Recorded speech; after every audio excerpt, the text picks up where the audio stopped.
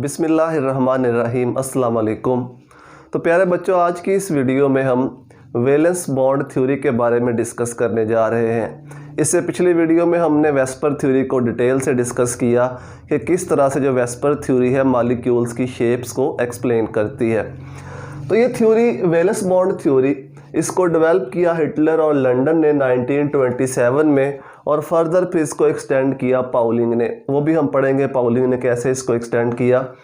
ये थ्योरी हमें बताती क्या है, जो बेसिक 4 बातें हैं जिन बातों का हमें इस थ्योरी से पता चलता है वो मैंने यहाँ पे लिख दी हैं पॉइंट बना के। सबसे पहले about formation of covalent bond, ये हमें कोवलेंट बॉन्ड की फॉर्मेशन के बारे में बताती है कि कोवलेंट बॉन्ड किस तरह से बनता है। ये हम पीछे भी पढ़ चुके हैं, इस थ्योरी में भी डिस्कस करेंगे। About strength of covalent bond, और ये थ्योरी हमें कोवलेंट बॉन्ड की स्ट्रेंथ के बारे में बताती है कि कोवलेंट बॉन्ड कब स्ट्रॉन्ग बनेगा, कब कोवलेंट बॉन्ड वीक बनेगा। फिर next about sigma and pi bond, इस थ्योरी से हमें सिग्मा एंड पाई बॉन्ड की फॉर्मेशन का भी आइडिया मिलता है। जो हम पढ़ते हैं सिग्मा और पाई बॉन्ड के बारे में, उसको भी हम यहाँ पे डिटेल से डिस्कस करेंगे कि सिग्मा बॉन्ड कैसे बनता है, पाई बॉन्ड कैसे बनता है। और लास्ट में about shapes of molecules, molecules की शेप्स जो कि हम वेस्पर थ्योरी में डिटेल से पढ़ चुके हैं। अगर आपने शेप्स के बारे में डिटेल से पढ़ना है तो फिर वेस्पर थ्योरी बेस्ट है शेप्स के लिए, लेकिन ये थ्योरी भी हमें शेप्स के बारे में आइडिया देती है। तो ये 4 बेसिक पॉइंट्स हैं जो इस थ्योरी से हमें पता चलते हैं। इस थ्योरी का बेसिक असम्पशन क्या है? 2-3 बातें हैं इस थ्योरी के बेसिक असम्पशंस में। सबसे पहला पॉइंट तो ये है, ये थ्योरी ये कहती है कि कोई भी एटम उतने ही कोवलेंट बॉन्ड बना सकता है जितने उसके पास आउटर शेल में हाफ फिल्ड ऑर्बिटल होते हैं।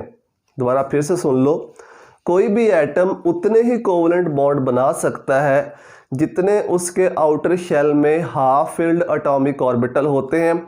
अगर एक एटम के पास एक ही हाफ फिल्ड एटॉमिक ऑर्बिटल है तो वो एक कोवलेंट बॉन्ड बनाएगा, 2 है तो वो 2 कोवलेंट बॉन्ड बनाएगा, 3 है तो वो 3 कोवलेंट बॉन्ड बनाएगा। द बॉन्ड में भी सिग्मा और पाई बॉन्ड, बॉन्ड सिग्मा भी हो सकता है, पाई भी हो सकता है। हाफ फील्ड से क्या मुराद है? हाफ फील्ड ऐसे ऑर्बिटल होते हैं जिनके अंदर एक इलेक्ट्रॉन होता है। हमें पता है कि एक ऑर्बिटल में मैक्सिमम 2 इलेक्ट्रॉन आ सकते हैं, चाहे कोई एस ऑर्बिटल हो या कोई पी ऑर्बिटल हो या कोई डी ऑर्बिटल हो। एक ऑर्बिटल के अंदर मैक्सिमम 2 इलेक्ट्रॉन आ सकते हैं। तो अगर हमारे पास कोई सा भी एक ऑर्बिटल है 1s है, इसके अंदर एक इलेक्ट्रॉन है तो इसको हम हाफ फील्ड कहेंगे। पी एक्स ऑर्बिटल है, इसमें एक इलेक्ट्रॉन है तो इसको हम हाफ फील्ड कहेंगे। D X square Y square orbital है, इसके अंदर एक इलेक्ट्रॉन है तो इसको हम हाफ फील्ड कहेंगे। अगर एक ऑर्बिटल के अंदर एक इलेक्ट्रॉन मौजूद है तो वो हाफ फील्ड ऑर्बिटल होगा, और किसी एटम के पास जितने हाफ फील्ड ऑर्बिटल होंगे वो उतने ही कोवलेंट बॉन्ड बना सकेगा। ये इस थ्योरी का बेसिक असम्पशन है। सेकंड ये थ्योरी कहती है कि बॉन्ड फॉर्मेशन के लिए, कोवलेंट बॉन्ड की फॉर्मेशन के लिए ऑर्बिटल्स का आपस में मिलना लाजमी है, ओवरलैप करना लाजमी है। कि 2 एटम एक दूसरे के करीब आ रहे हैं बॉन्ड बनाने के लिए, तो जो उनके आउटर हाफ फील्ड ऑर्बिटल हैं उनका आपस में ओवरलैप करना। ओवरलैप करने का मतलब है कि अपना कुछ हिस्सा एक दूसरे के साथ शेयर करना। फॉर एग्जांपल, ये किसी एक एटम का ऑर्बिटल है, एस ऑर्बिटल हाफ फील्ड है, इसके अंदर एक इलेक्ट्रॉन है। ये कोई दूसरा एटम है, इसका ऑर्बिटल है हाफ फील्ड एस ऑर्बिटल। जब ये एटम एक दूसरे के करीब आएंगे तो इस थ्योरी के मुताबिक इन दोनों ऑर्बिटल्स का आपस में ओवरलैप करना, ओवरलैपिंग, कुछ हिस्सा एक दूसरे के साथ शेयर करना लाजमी है। शेयरिंग होगी, ओवरलैपिंग होगी तो बॉन्ड बनेगा। इस तरह से ये एक एटम का हाफ फील्ड ऑर्बिटल, ये दूसरे एटम का, ये वाला जो एरिया है इसको हम कहते हैं ओवरलैपिंग एरिया। यानी जहाँ से ये एटम्स एक दूसरे के साथ, ये ऑर्बिटल्स एक दूसरे के साथ ओवरलैप कर रहे हैं, तो इस तरीके से ओवरलैप का होना लाजमी है कोवलेंट बॉन्ड की फॉर्मेशन के लिए, इस थ्योरी के सेकंड पॉइंट के मुताबिक। फॉर एग्जांपल, इस तरह से अगर कोई एस ऑर्बिटल है और ये पी ऑर्बिटल उधर से आ रहा है किसी दूसरे एटम का इसके साथ बॉन्ड बनाने के लिए, तो इन दोनों का कुछ एरिया एक दूसरे के साथ शेयर होना लाजमी है ताकि इन दोनों के दरमियान कोवलेंट बॉन्ड की फॉर्मेशन हो सके। इस तरह 2 पी ऑर्बिटल हैं, पी ऑर्बिटल एक एटम से दूसरे एटम से पी ऑर्बिटल इसके नज़दीक आएगा बॉन्ड बनाने के लिए, तो इनको अपना कुछ एरिया शेयर करना लाजमी है ताकि इनके दरमियान कोवलेंट बॉन्ड की फॉर्मेशन हो सके। तो ये इस थ्योरी का सेकंड पॉइंट है कि जो आउटर हाफ फील्ड होते हैं वो एक दूसरे के साथ ओवरलैप करते हैं कोवलेंट बॉन्ड बनाने के लिए। अब कोवलेंट बॉन्ड की स्ट्रेंथ कितनी होगी वो डिपेंड करता है इस ओवरलैपिंग एरिया के ऊपर। ओवरलैपिंग एरिया, ये जितना ओवरलैपिंग एरिया ज़्यादा होगा, जितना ओवरलैपिंग एरिया ज़्यादा होगा उतनी स्ट्रेंथ भी बॉन्ड की ज़्यादा होगी। जो बनने वाला कोवलेंट बॉन्ड होगा उसकी स्ट्रेंथ भी उतनी ज़्यादा होगी। अगर ओवरलैपिंग एरिया कम होगा तो बनने वाले कोवलेंट बॉन्ड की स्ट्रेंथ भी कम होगी। तो स्ट्रेंथ के बारे में ये थ्योरी बताती है कि ओवरलैपिंग जितनी ज़्यादा होगी, मैक्सिमम होगी, उतनी ही जो बॉन्ड बनेगा उसकी स्ट्रेंथ भी ज़्यादा होगी। फिर नेक्स्ट पॉइंट, ये जो हाफ फील्ड ऑर्बिटल के इलेक्ट्रॉन्स होते हैं, एक इलेक्ट्रॉन इस हाफ फील्ड ऑर्बिटल में है, एक इस ऑर्बिटल में है, ये ओवरलैपिंग के बाद इस ओवरलैपिंग एरिया के अंदर ऑपोजिट स्पिन के साथ यहाँ पे रहेंगे। एक का स्पिन क्लॉकवाइज होगा, एक का स्पिन एंटी क्लॉकवाइज होगा। ये रूल्स हम पढ़ चुके हैं कि अगर एक ऑर्बिटल के अंदर दो इलेक्ट्रॉन होंगे तो वो हमेशा ऑपोजिट स्पिन के साथ होते हैं, एक क्लॉकवाइज होता है, एक एंटी क्लॉकवाइज होता है। तो ये उस रूल को फॉलो करेंगे, पाउली प्रिंसिपल हमने पढ़ा था।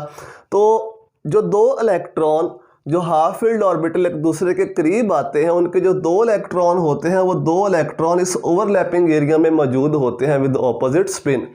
तो ये कुछ बेसिक पॉइंट थे इस थ्योरी के कि ये थ्योरी कैसे एक्सप्लेन करती है कोवलेंट बॉन्ड की फॉर्मेशन को, कोवलेंट बॉन्ड की स्ट्रेंथ को। सिग्मा और पाई बॉन्ड के बारे में अभी हम आगे चल के डिस्कस करते हैं। तो पहले हम इसकी कुछ एग्जाम्पल्स देख लेते हैं। फॉर एग्जाम्पल, सबसे सिंपल एग्जाम्पल है हाइड्रोजन के मॉलिक्यूल में कोवलेंट बॉन्ड का बनना। तो सबसे पहले आपको इसकी इलेक्ट्रॉनिक कन्फिग्रेशन लिखना होगी। एटॉमिक नंबर 1 होता है, इलेक्ट्रॉनिक कन्फिग्रेशन क्या होगी 1s1। दूसरे हाइड्रोजन की इलेक्ट्रॉनिक कन्फिग्रेशन क्या होगी 1s1। तो एक है कि ऑर्बिटल है आउटर ऑर्बिटल और वो हाफ फील्ड है, ये भी हाफ फील्ड है, ये भी हाफ फील्ड, इसमें भी एक इलेक्ट्रॉन, इसमें भी एक इलेक्ट्रॉन।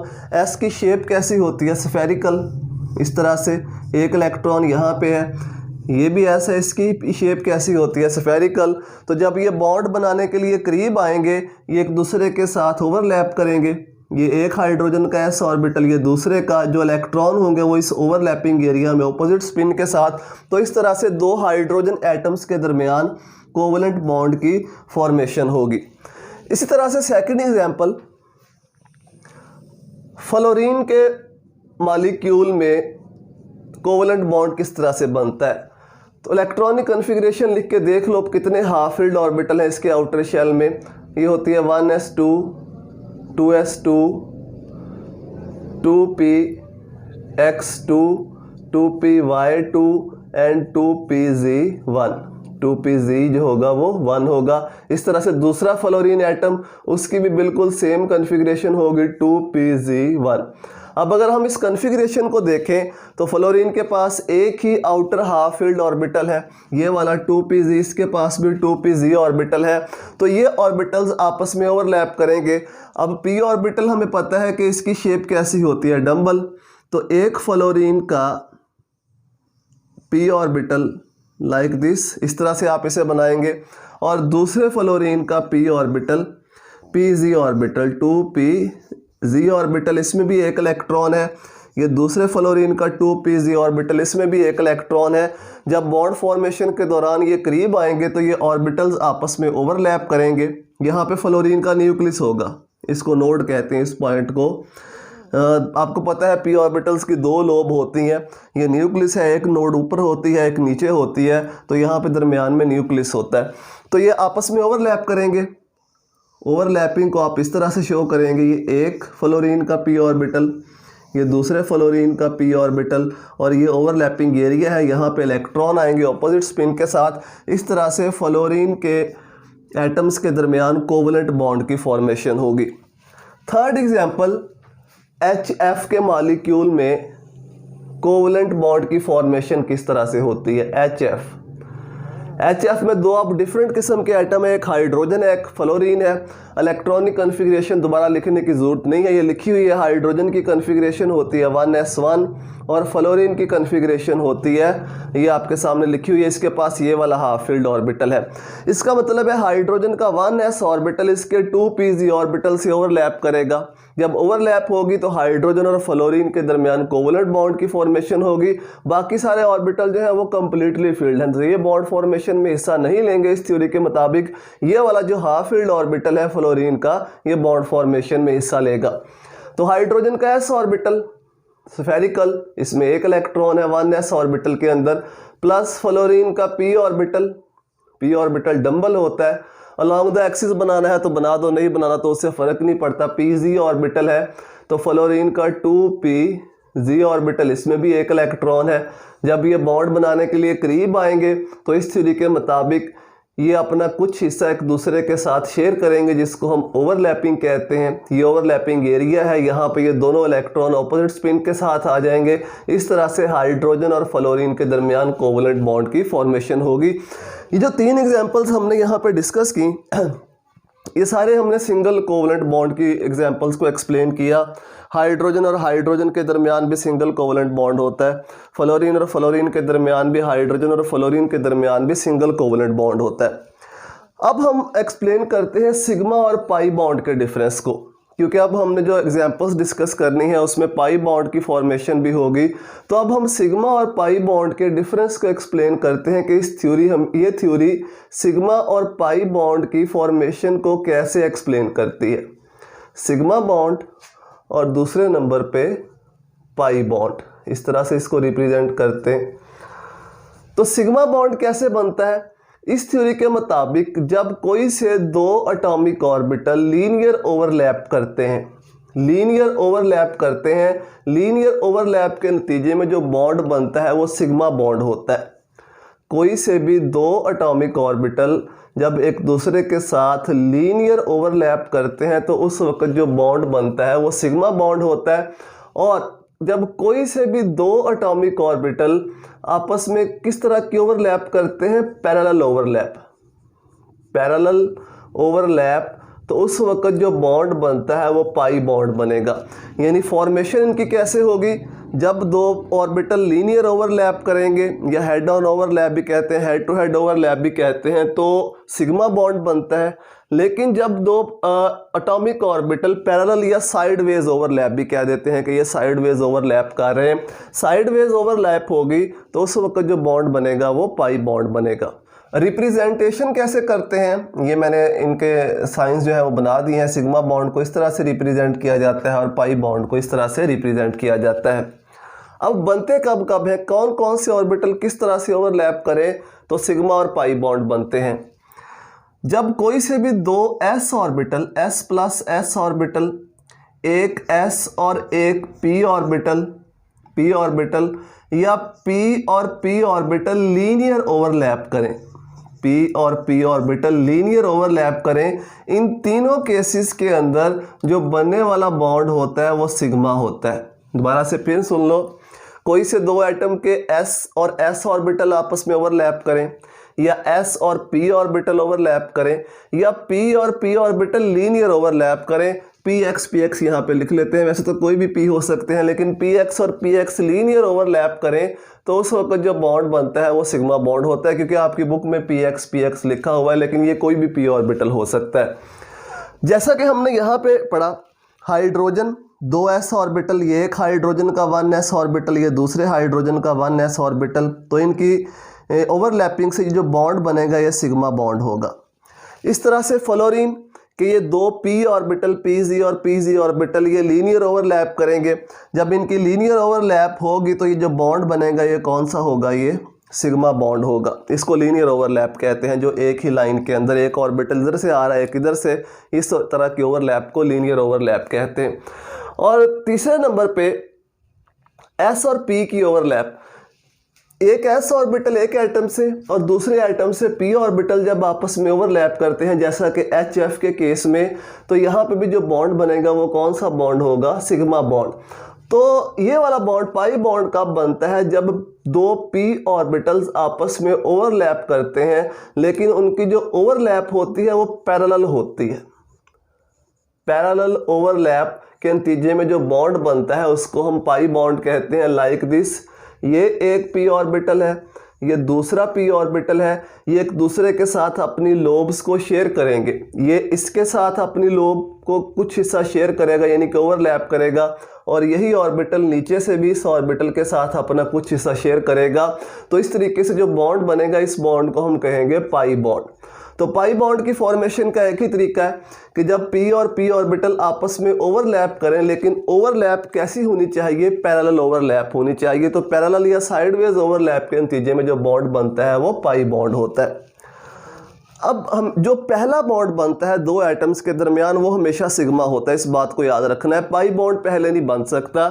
जो पहला बॉन्ड बनेगा कोई से भी दो एटम्स के दरमियान, चाहे वो हाइड्रोजन हाइड्रोजन हो, फ्लोरीन फ्लोरीन हो, या HF हो, या कोई भी और हो, जो पहला बॉन्ड बनता है वो हमेशा सिग्मा बॉन्ड होता है। उसके बाद जो डबल बॉन्ड बनेगा, जो ट्रिपल बॉन्ड बनेगा, फॉर एग्जांपल एक एटम में सिर्फ सिंगल बॉन्ड है दो एटम्स के दरमियान, कोवलेंट कंपाउंड में सिर्फ सिंगल बॉन्ड है दो एटम्स के दरमियान, तो ये हमेशा सिग्मा होगा।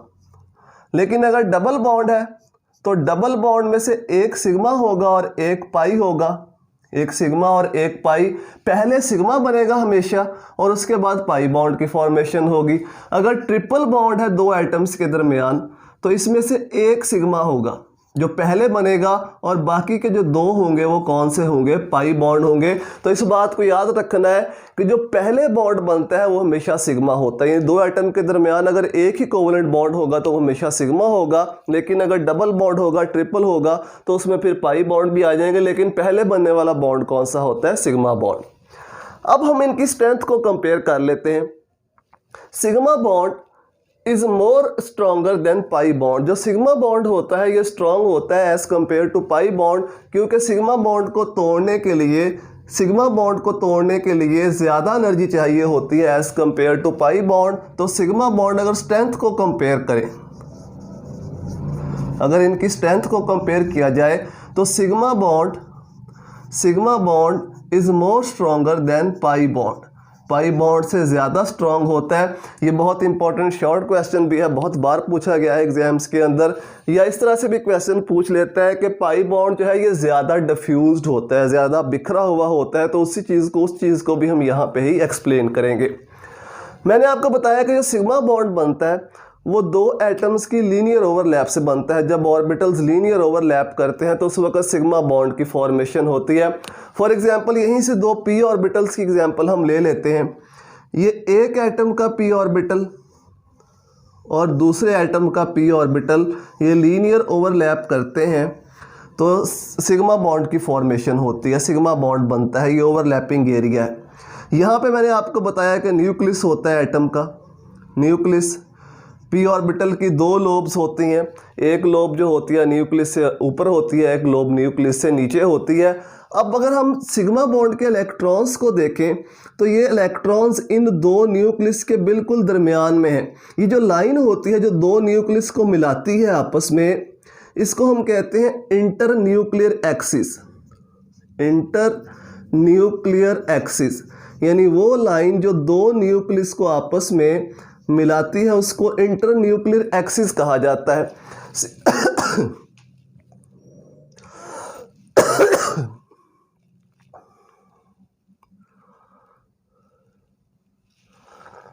सिग्मा बॉन्ड के जो इलेक्ट्रॉन होते हैं वो इस इंटर न्यूक्लियर एक्सिस के बिल्कुल ऊपर होते हैं, यानी इस लाइन के बिल्कुल ऊपर होते हैं। इसका मतलब ये है कि इन सिग्मा बॉन्ड के इलेक्ट्रॉन्स के ऊपर न्यूक्लियस की अट्रैक्शन, दोनों साइड से न्यूक्लियस की अट्रैक्शन बहुत स्ट्रांग होती है। ये न्यूक्लियस भी इसको स्ट्रांगली अट्रैक्ट कर रहा होता है इन इलेक्ट्रॉन्स को, और ये वाला न्यूक्लियस, दूसरे एटम का न्यूक्लियस भी इन इलेक्ट्रॉन्स को स्ट्रांगली अट्रैक्ट कर रहा होता है। उस अट्रैक्शन की वजह से इस बॉन्ड को फैलने का कम मौका मिलता है। ये कम फैला होता है क्योंकि दोनों जानब से जो अट्रैक्शन होती है वो बहुत स्ट्रांग होती है। इसके मुकाबले में अगर हम पाई बॉन्ड को देखें, पाई बॉन्ड मैंने आपको बताया कि पैरेलल ओवरलैप से बनता है लाइक दिस। अब ये न्यूक्लियस है, ये इस एटम का न्यूक्लियस है, ये ऊपर से भी लोब्स ओवरलैप करेंगी और नीचे से भी लोब्स ओवरलैप करेंगी, और ये होगा इंटर न्यूक्लियर एक्सिस। ये जो लाइन है जो दो न्यूक्लियस को आपस में मिलाती है, इस लाइन को हम कहते हैं इंटर न्यूक्लियर एक्सिस।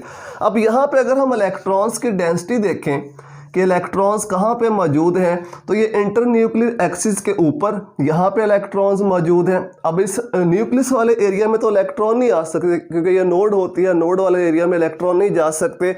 या तो इलेक्ट्रॉन इस इंटरन्यूक्लियर एक्सिस के ऊपर होंगे पाई बॉन्ड के, या इलेक्ट्रॉन जो होंगे पाई बॉन्ड के वो इंटरन्यूक्लियर एक्सिस से नीचे होंगे, यानी न्यूक्लियस से अवे होते हैं इलेक्ट्रॉन, न्यूक्लियस से दूर होते हैं। और हमें पता है कि जितने इलेक्ट्रॉन न्यूक्लियस से दूर होते हैं उतनी न्यूक्लियस की अट्रैक्शन कम होती है।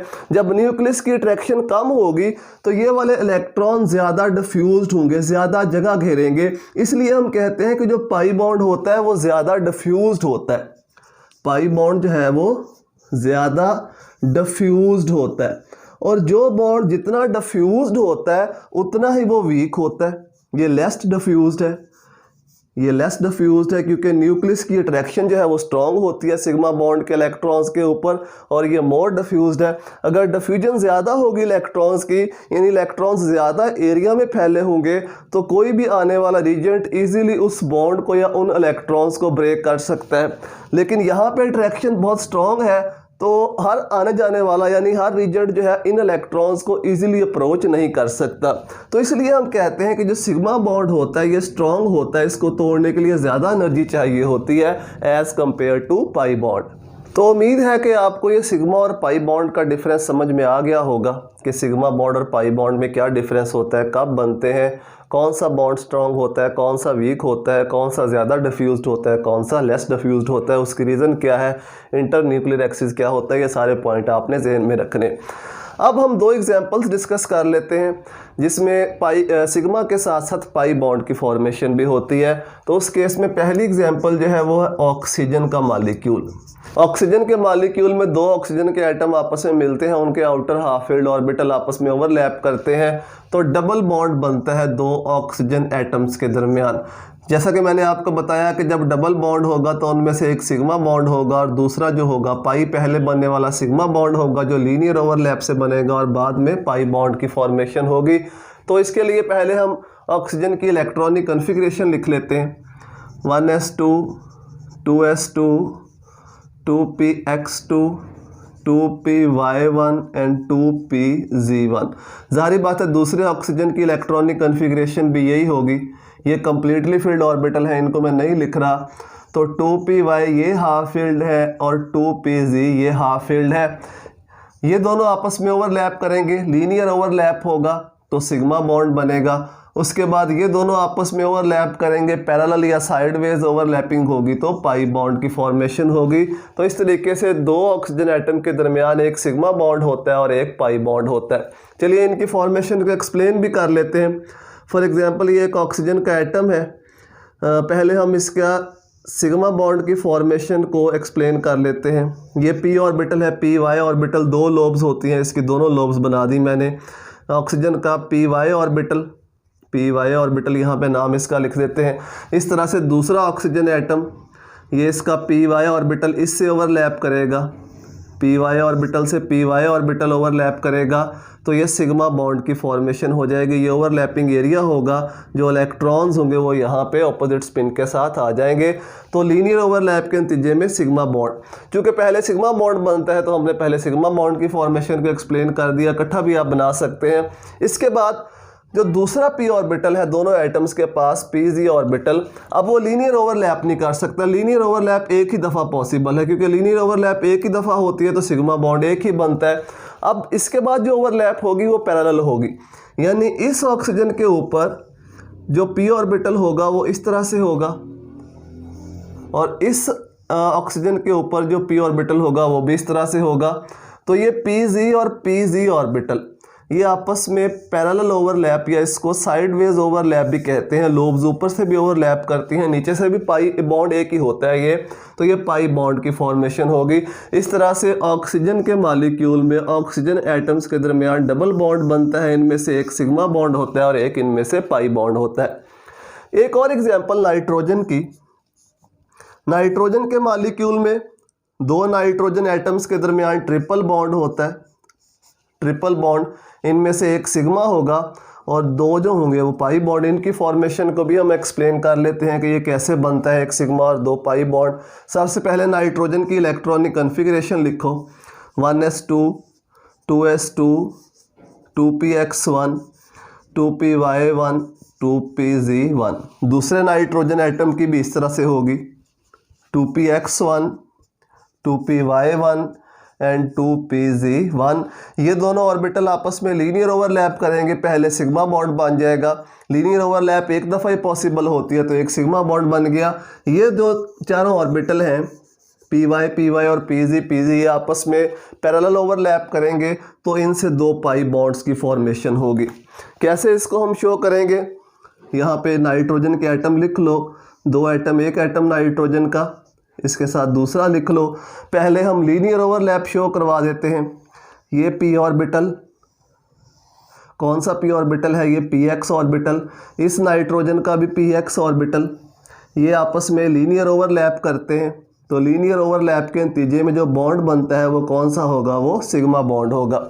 अब दोनों नाइट्रोजन के पास 2 p ऑर्बिटल और भी हैं, py और pz ऑर्बिटल। अब वो लीनियर ओवरलैप नहीं कर सकते, एक दफ़ा होनी थी वो हो गई।